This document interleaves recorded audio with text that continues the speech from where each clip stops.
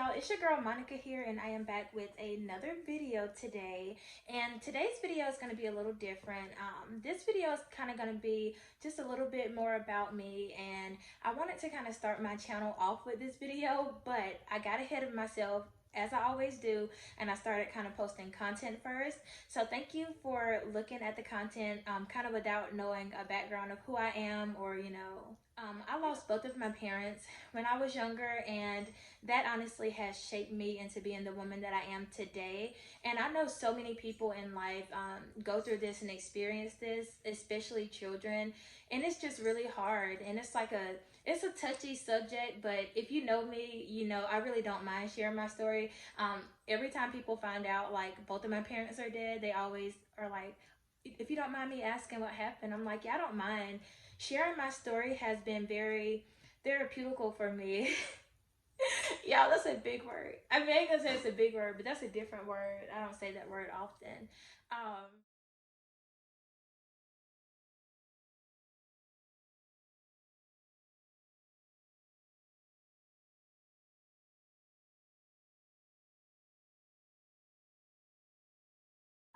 so I'll just go ahead and start. So when I was 9 years old, my daddy died, and I kind of want to tell you guys the story because it's kind of interesting. And now that I look back, sometimes I'm just like, dang, did that really happen? But yes. So one day it was just a normal day. Me, my mom, and my sister, we were playing cards. We always used to play cards just together, like for on my mom's bed or whatever. And we were playing a card game, and y'all, a voice spoke to me plain as day and was like, "Call your daddy." I kid you not. You just gotta follow along. So mind you, I was only 9 years old. So I jumped up. I was like, I gotta call my daddy. And my mom was like, what's wrong with you? I was like, I don't know. I just gotta call my daddy. So anyways, I called my grandma's house. I was like, let me speak to my daddy. My cousin answered the phone, and she was like, he ain't here. And I said, so where's my daddy? Like, stop playing where my daddy at. I thought it was a joke at first. And long story short, I won't drag it on. My grandma ended up getting on the phone telling me exactly what was going on at the time. And she kind of, I can't remember what she said verbatim, but she said something like, yeah, he's in the hospital, it's bad, aneurysm cancer. It was something she said. And I just remember like breaking down crying. I gave my mom the phone. And now from that day, he died 2 weeks later. So mind you, it all happened super quick. And so yeah, so during that next 2 weeks, my mom, she made sure they didn't tell me a lot of the information about his condition at the time. I knew it was bad. Y'all, I was a smart little girl, and everything that I kind of know now, I feel like I knew when I was a little girl. Well, not everything, but you know what I mean. I knew what was going on. Like, I knew what death was, and I knew that he was sick. So anywho, it was around Christmas time. This was all in December. So every day we traveled to Wilmington, going to the hospital to see him. And I knew it was kind of bad, but at the time I just couldn't picture like a life without my daddy. So I really didn't think he would die. And y'all, I prayed all the time. I was a praying little girl. Like, it goes back to I can't remember when I started praying by myself, but I remember in first grade I would go over to my first grade's teacher house.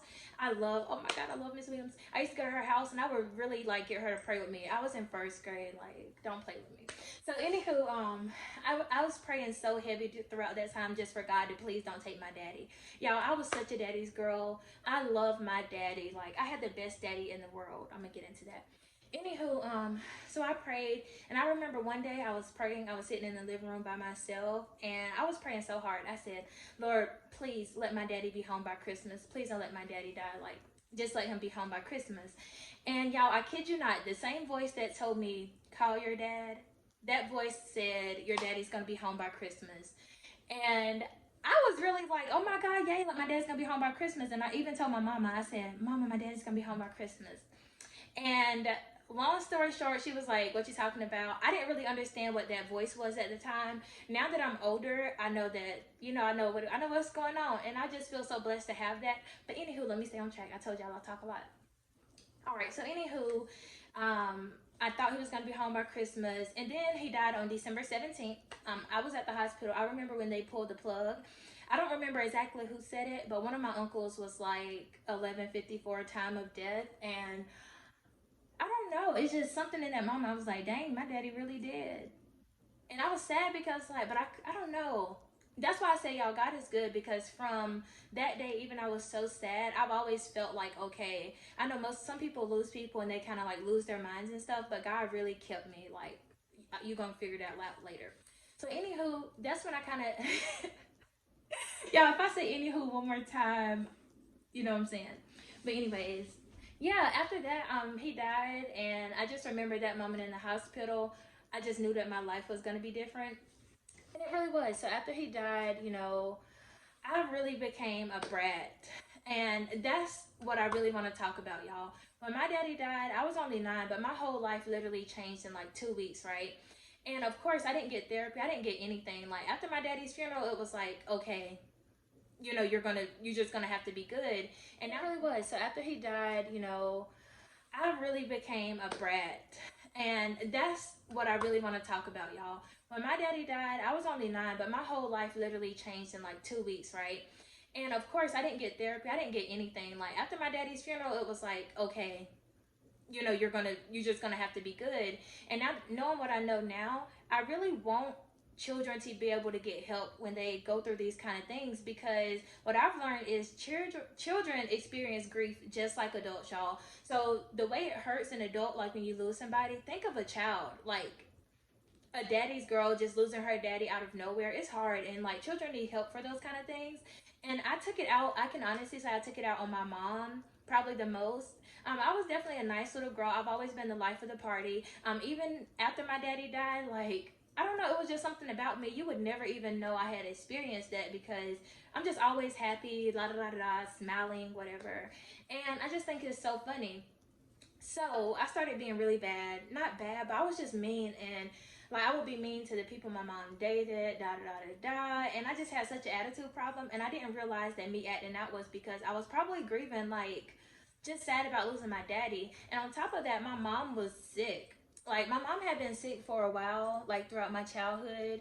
I want to say in 2001. I can't remember exactly, but she got diagnosed with sarcoidosis of the lung, and she was very sickly. Like she couldn't do a lot, like go to a lot of my games and different stuff like that. She was kind of sick. So after my daddy died, and I kind of watched that process, my mom started getting real sick. And y'all, the way I am, I just knew my mama was about to die.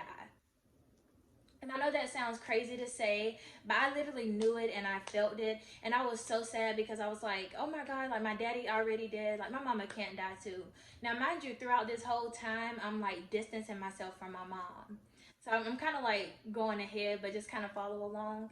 So one day, it was like in 2012, I think, is that's when I realized my mom, how sick she was for real. I used to really, like I said, I was kind of bad and mean, and I never really took her sickness seriously, because I really just didn't want her to die. And in my mind, how sick she is, I'm like, if my mama died, like what am I gonna do? You know what I'm saying? Like I already don't have my dad, and I was sad. But the thing is, people didn't like think I was sad, y'all. I'm telling people really didn't think I was sad because of my personality, but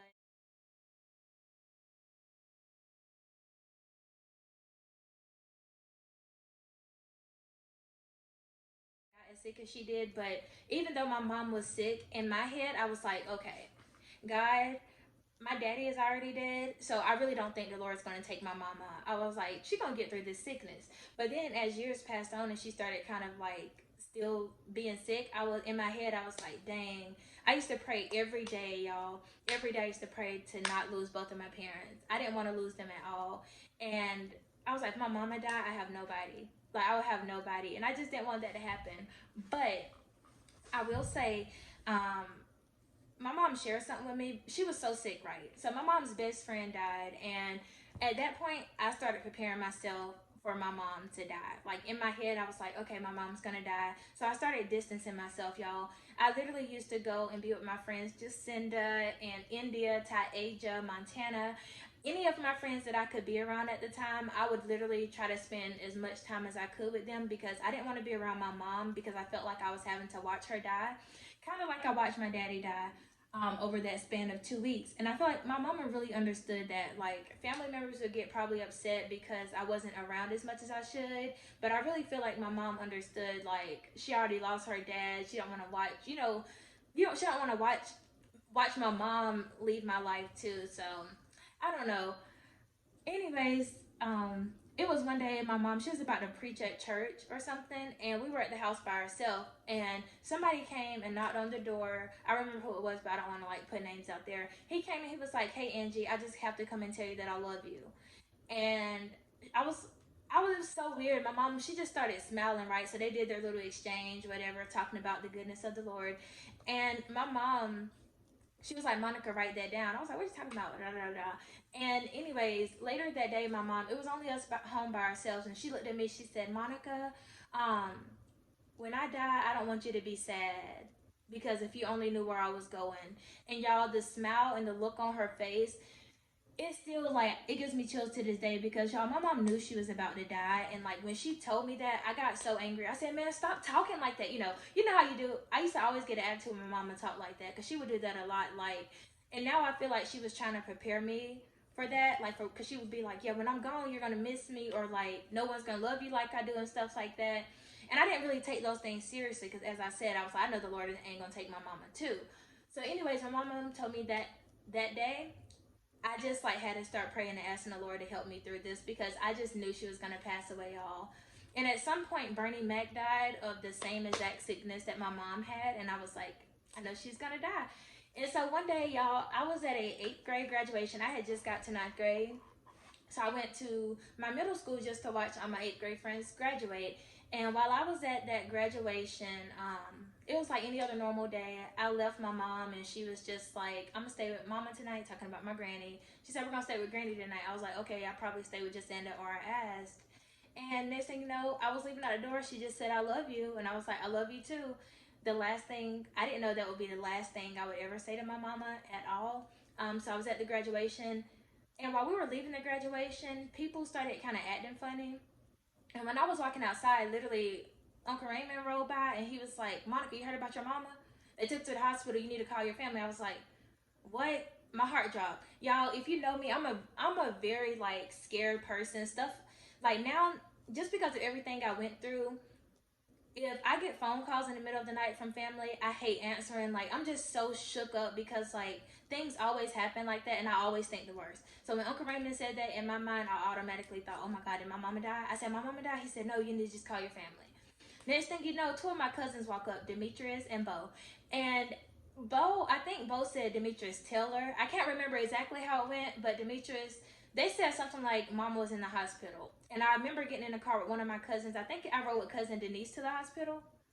I can't remember. I rode with one of my cousins and my auntie to the hospital from the middle school, because y'all, Tabor City is so small. The middle school is actually right in front of my friend's just in the house, and then my great grandma literally lives right across from my middle school. Like, I can walk to grandma's house like in 2 seconds, and so the whole family is just kind of near. Anyways, we're in the car. I call my brother, and y'all, when I call my brother, this is what told me I knew my mom was dead, because any other time I called my brother, like if my mom was sick, he wouldn't be crying. He'll just be like, "Yeah, man, mama's sick, da da da da da." But this time, y'all, when I got my brother on the phone, he was crying. I could barely hear him, and I just hung up, and I just knew she was dead. He was like, "Mama's gone, like mama's gone, Monica." So when I got to the hospital, I didn't want to see her or anything. It's just like she was gone in an instant.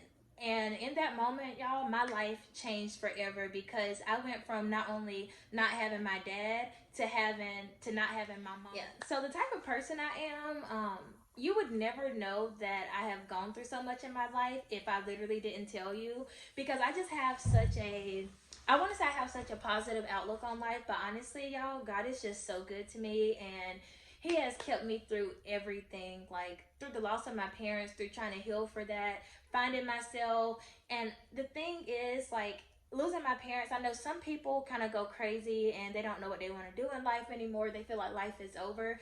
But me, it's kind of like the exact opposite. After I lost my parents, and like when I got older and started to feel better myself, I live for making, like, I want to help other people who are going through the same thing. Like, my lifelong dream, I want to create such a huge or organization, nonprofit, whatever you want to call it, to actually help children who have lost parents, because I want to provide them with a community that I feel like I needed as a child, something that would have helped me get through that loss, more smoothly, actually get the help I need. I want to bring awareness to it, and like I want more parents to actually, you know, when something happens like that, get your children help, you know, help them see a therapist or whatever it is that might help them get through it. I feel like tucking it away and acting like it didn't happen, it's not healthy. And I just want to, like, I don't know, spread the joy and help other people learn to accept it. I have such a view now. I feel like everything in life happens for a reason.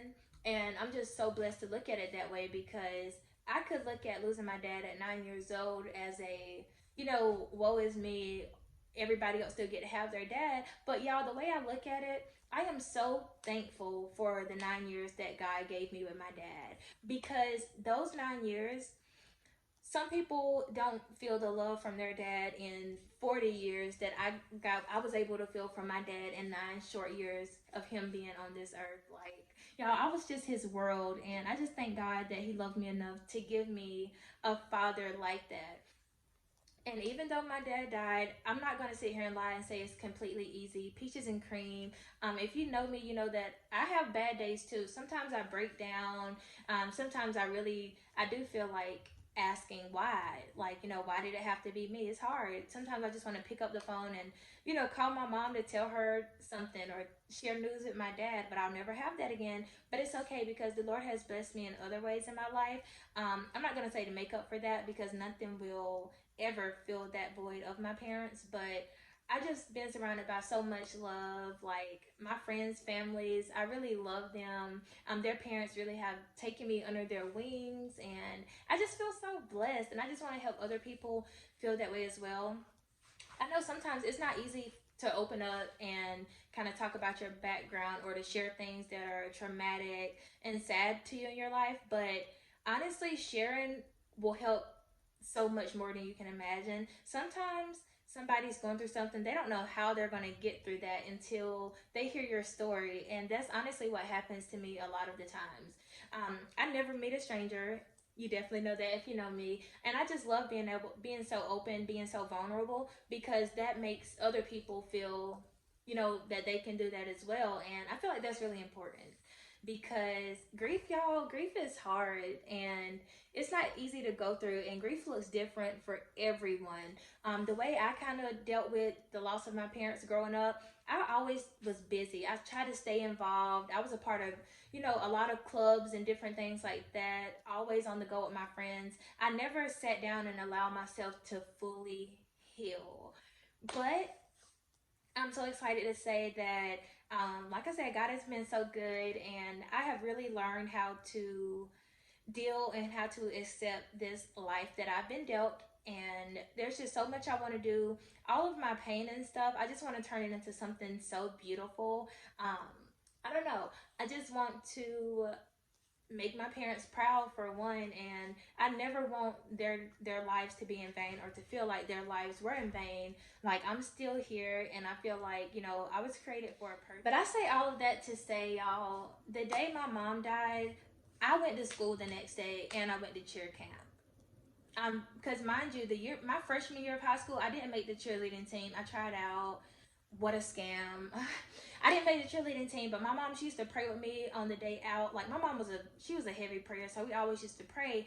And then anyways, like, we prayed before these tryouts. I actually ended up making the team, so I still wanted to go to cheer camp, even though, you know, she had just died. I've always been the type to, whatever's going on in my life, I try to pick up and still keep it moving. Sometimes that's not good though, because I don't give myself a chance to heal. And like with the death of my parents, y'all, I didn't fully start to grasp the fact or accept the fact that they were actually gone until I got to college. Mind you, I was 9 when my daddy died, and I was 14 when my mom died.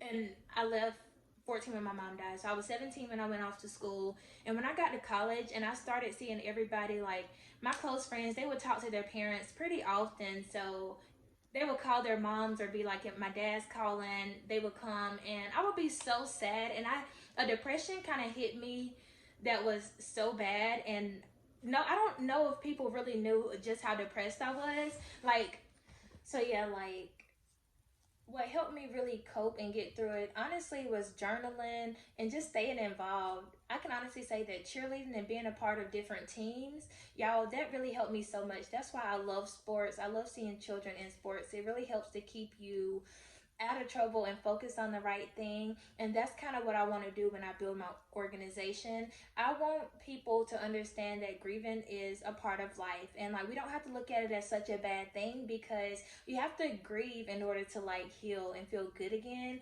So I just want to be able to provide like a platform, a community for people to feel safe when they're in that healing and grieving process. So guys, stay tuned. And I just love living life. I love meeting people. I love talking to people. I love being able to connect. And I don't know, when people are feeling sad, I feel so good when they reach out to me. Or I can't tell you guys how many people that lose their parents or kind of have lost their parents in the past, they reach out to me to ask, I don't know how you're okay all the time, or can you kind of just help me through this moment?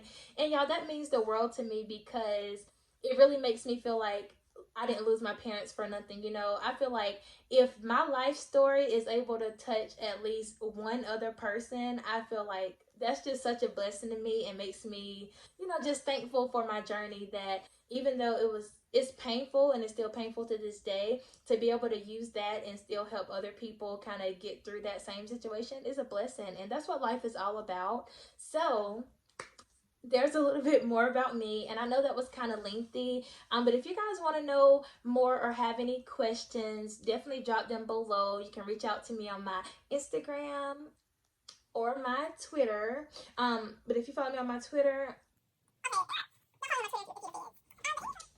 Oh, and before I go, remember, be easy, don't easy be.